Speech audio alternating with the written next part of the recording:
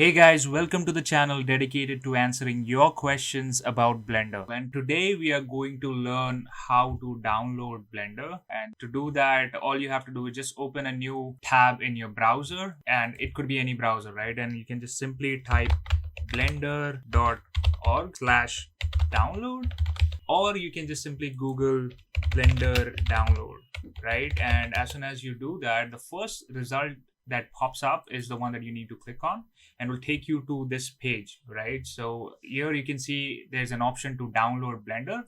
Now, if you're not a Windows user, you can just simply click on this drop down here and select either Mac or Linux, depending on which one suits your system requirements, and just click on download. Now, as soon as you click on download, it will start downloading and let it finish. Once the download's completed, you'll see a file like this in your system.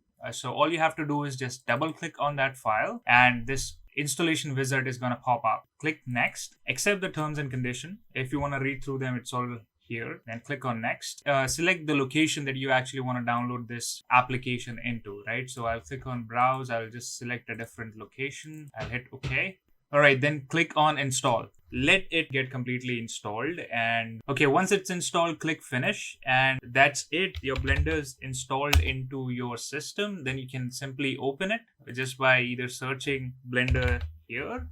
So if you have used Blender before, it will automatically pick up your original settings and you can just simply start using it, or it will just give you an option to either go ahead and save new settings, or you can just fetch the settings from the old version of your Blender, right? So you are ready to go ahead and start creating. So that's about it for this one. Thank you so much for hanging out, and I'll see you guys in the next video.